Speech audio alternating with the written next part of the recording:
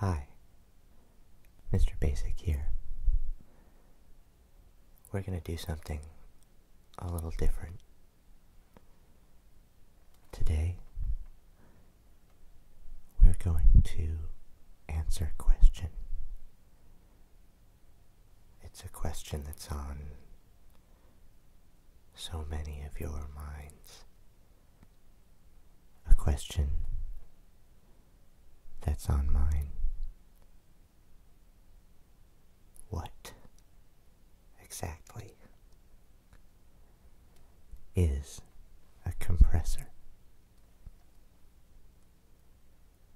Well, a compressor is an automatic volume knob at its most basic level. It changes the volume for you depending on a few things.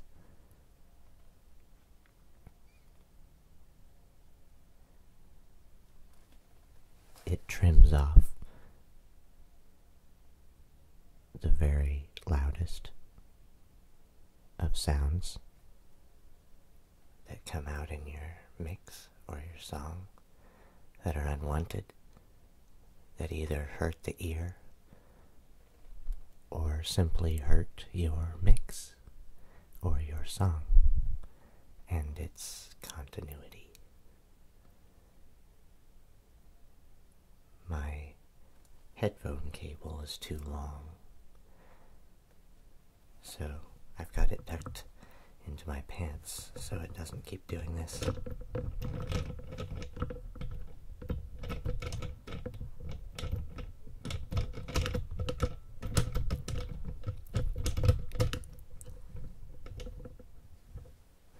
I don't have a compressor hooked up to my vocals that you hear right now. My voice and everything in the room is coming through a microphone on the camera. It's a good stereo microphone by Zoom. It works well and detaches from the camera to allow for other attachments as well. Pretty nifty. However, my voice is clipping every now and then. A compressor is what people use oftentimes to correct that problem, so that no matter how loud my voice gets, if I run it through a compressor, it will trim down only the times when my voice just happens to go over that level that I want it to go. Now, this doesn't just automatically do that. It has settings. Some compressors have more settings than others. Some compressors do totally different things than other compressors. But in general, that's what a compressor does, is it automates your volume in some way. Usually from the top down, in terms of, volume. In terms of your song, it trims off the louder parts, not necessarily the softer parts, although within settings on a compressor, you can turn it into what they call a sort of limiter, and you can use it to limit and limit also to the point of almost normalizing a song, so that the song is, no matter how much it varies in volume as you play it, how it comes out in the end is one volume, or as close to it as possible, all the way through. And a compressor can do, oftentimes, the job of normalizing or leveling. But it can also do things that are a little more subtle and just compress. Just those little spikes that you don't want. Now this is a Pro VLA II 2-channel tube leveling amplifier. So one thing that it does is, instead of only taking down the volume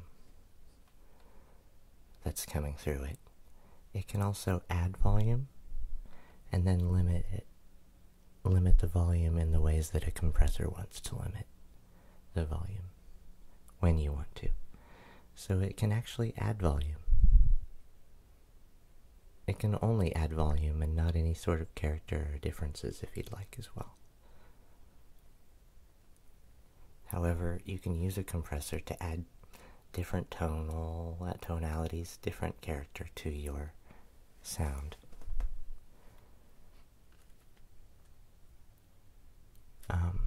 But this compressor is specific to what it does, as most compressors are, so I'll go over what this does.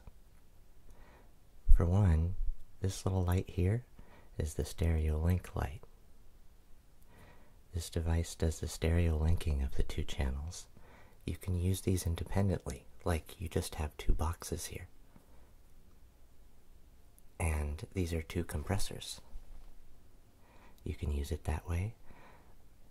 However, I like to use it for a stereo mix for a song. Left and right channels of stereo.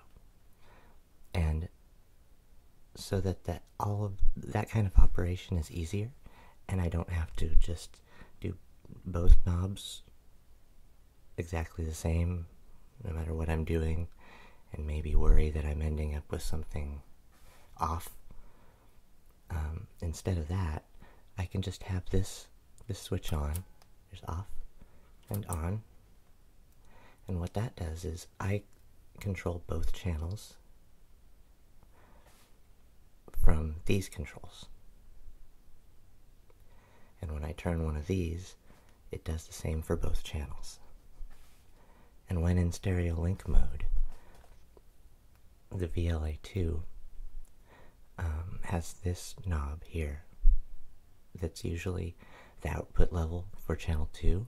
It becomes the balance knob, and it says balance right here as well to remind you. So then when this is in stereo link mode, this is a panning knob between left and right channels. You get more volume or in the left channel, or only volume in the left channel when you turn it this way, and the same for the right. You get only something coming out of the right, and in the middle is normal. So while this one does that job of, adding more volume if you want, master output, or taking more away, but not with the actual compressor part, but in a way that a VCA does. Okay, so basically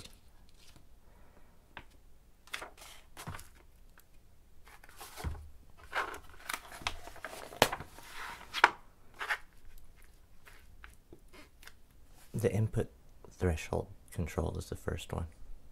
Besides the power switch, that's self-explanatory. But what does the input threshold do? It sets the point at which the Pro VLA II will act on a signal. Turning this counterclockwise lowers the threshold, adding more compression. And what you'll see is this will light up more. That means more is being compressed. And what you'll hear is you'll hear the volume go down, but in a sort of way that is different than just turning the volume down. like some tones will go down, and all around the volume will go down, but that's because you're compressing some of the sound that would otherwise be spiking up and down at certain levels. Okay? So, proper setting of the input threshold control is dependent on the input signal.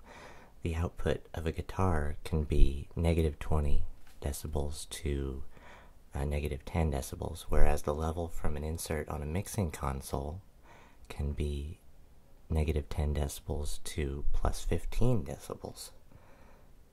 And the easiest way to set up the input threshold control is to start with the control fully clockwise,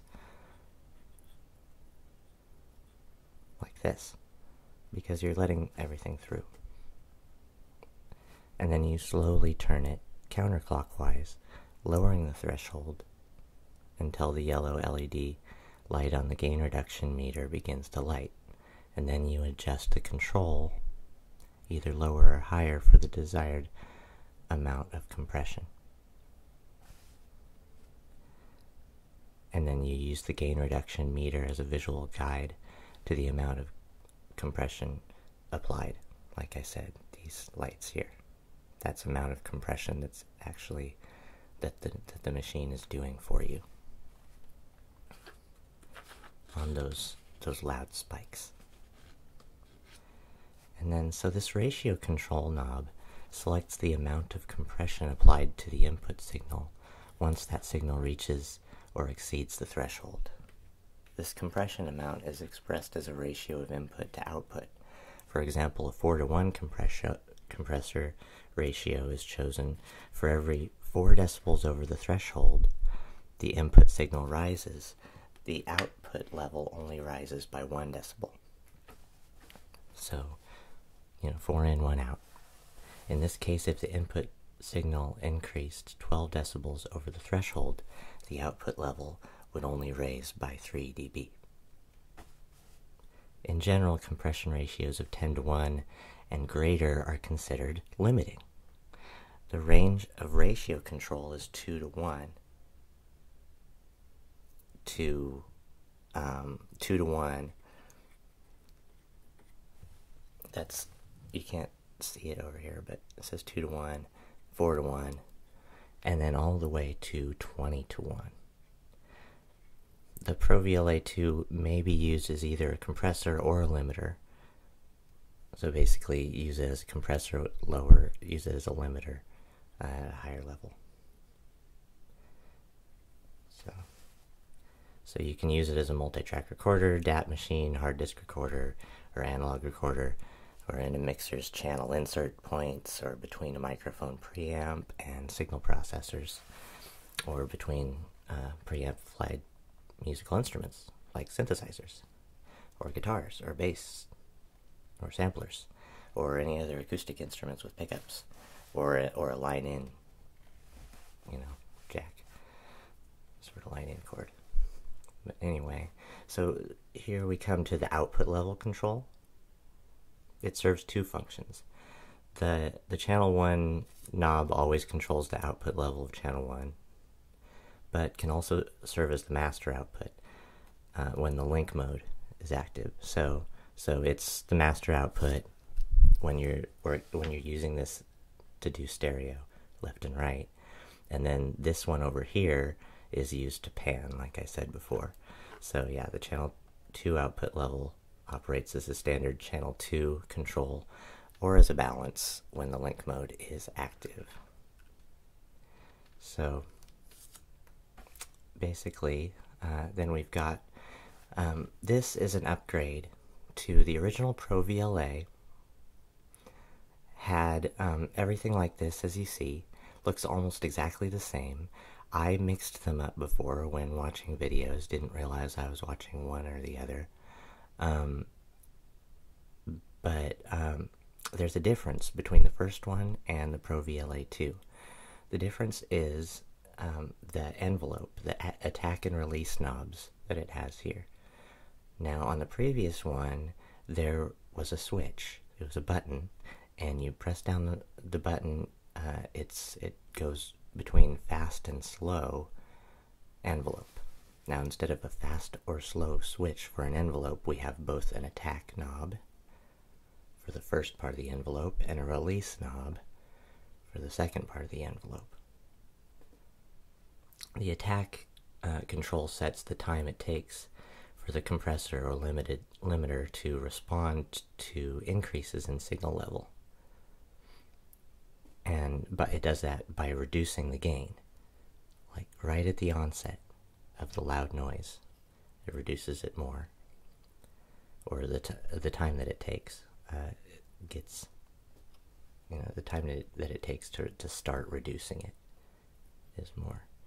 And then, so one example would be to like listen to a snare hit and adjust the attack control, and then a short attack makes the snare sound thin, and then as the attack time goes longer, the knob, you turn it clockwise, you should hear more of the thump in the compressed snare. And the downside is that creates an overshoot or transient, the length of which is the time set by the attack control. So, overshoots less than 1 millisecond are very hard to hear, even when they're clipped. So, speaking of which, if the attack is set too fast, the gain may be reduced too much, and thereby creating a pumping sound. Pumping, pumping, sidechain compression. That's basically why people do that, is because, when you're compressing a bass drum, it takes that spike down, but if it takes that spike down dramatically, then it takes everything down, and you hear a sort of ducking. Everything else in the mix will duck, and then, if you have the settings in that way, then that's what'll happen. But anyway, so basically, yeah. Then we get to the release control, and this sets the time the compressor or limiter takes to increase the gain after the input level drops. And longer settings maintain the dynamics of the input signal, while the shorter settings will reduce the dynamics. Shorter settings will also increase the apparent reverberation. And extreme gain reduction settings lead to breathing artifacts, other types of transients. Seems like breathing. Like I thought I heard breathing. You might hear breathing in this when I'm testing this, simply because I'm breathing into the mic. But I won't do that on purpose. Okay. So how about we start with something that's like that's what everybody uses a compressor for. If they like, I don't need a compressor for anything except the bass drum, kick drum, right? See that this is lighting up good. It's because the compressor's working. It's working because I have the threshold down. I'm letting in more.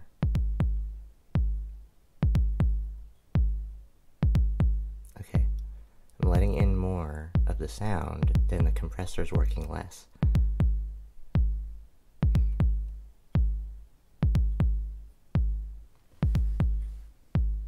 I mean, not letting in more of the sound.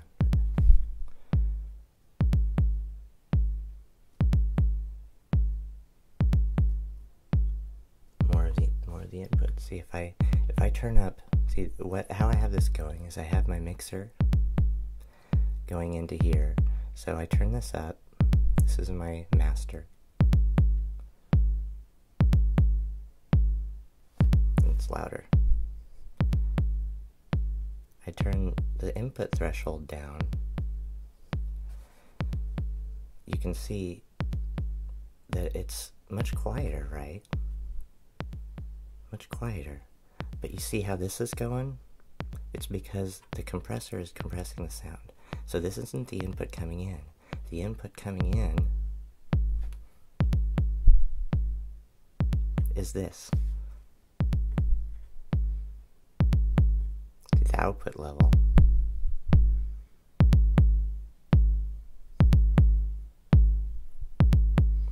so that the threshold and the output work in tandem. You turn up the threshold, you let more in, less compression is happening. You turn this down, less compression needs to happen. More compression is happening. You add volume after it comes in. You add the volume. That's why it's called output level, is because the compressor is adding volume, unless it's straight up and down. Otherwise it goes -5, it goes +5, it goes all the way up to +20. Sorry about that. This means I'm letting it through. And so let's turn the threshold up a little bit. Let's see how it is with some other sounds involved too.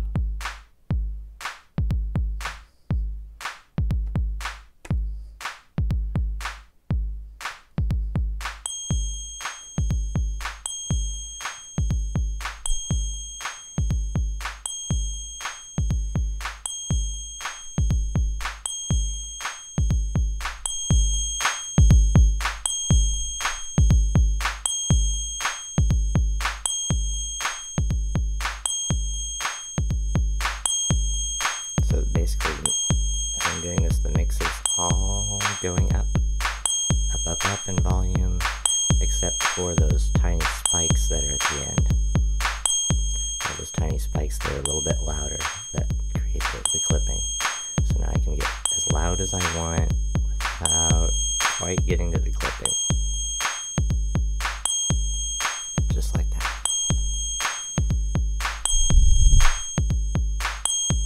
There's the breathing.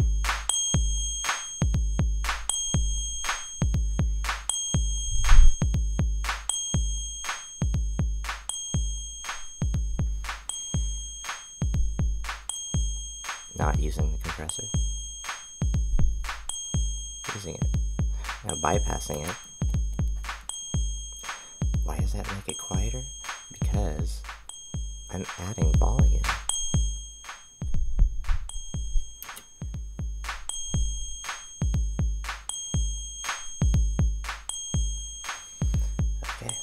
So that's pretty much how it works. And so here, this, I have it linked up. That means I only had to ever work with these. But if you'd like, you could work with a guitar and a vocals, or a guitar and another guitar, or whatever you want. These are completely independent if you have this off. They totally work independently. And I'm gonna have to have a sip of that.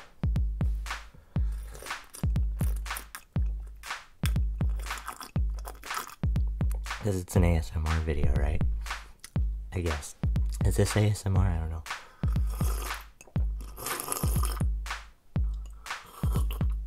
I'll make it more ASMR. Am I bad for just reading out of the manual here for the video? I read out of the manual for you. But it just is really quick to the point, and it made me understand real easy.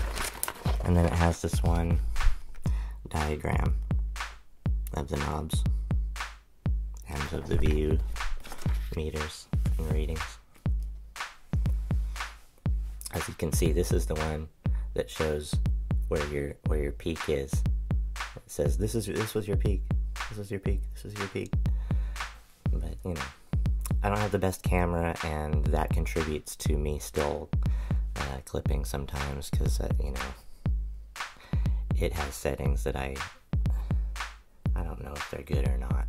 I can't quite. I need to be an expert to tell. But I don't need to be an expert to use this. This is a really simple thing to understand and to use right away, right out of the box. I watched 2 videos of other people doing it,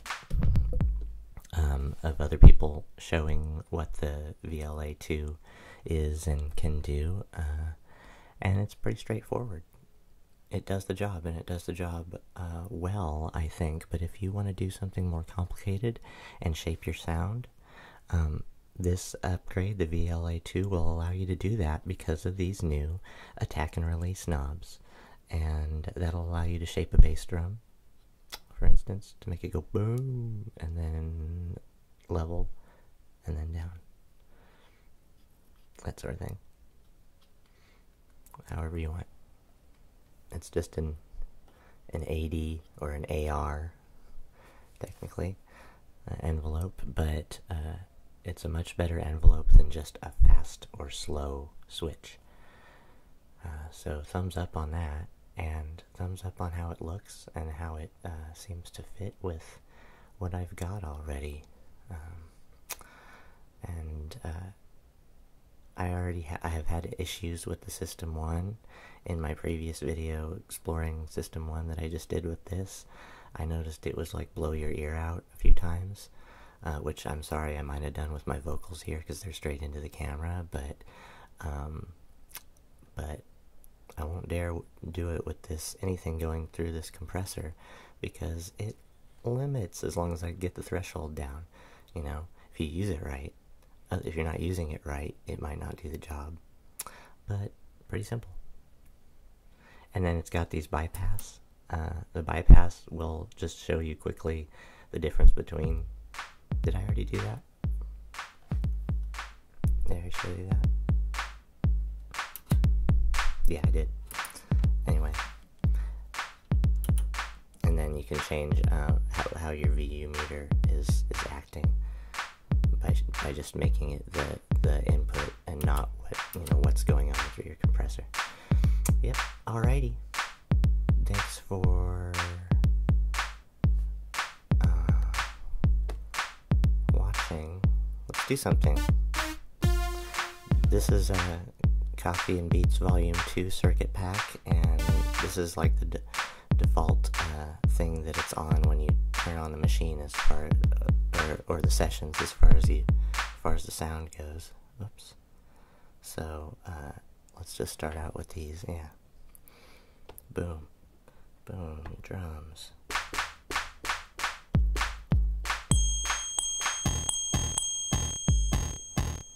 Or how about let's use one of Bo's. And then try the synth part on top of it.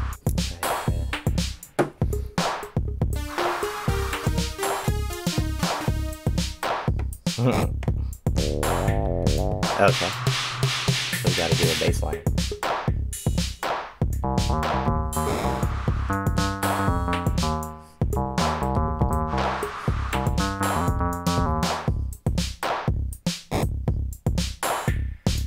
Cool, it's already set up for me.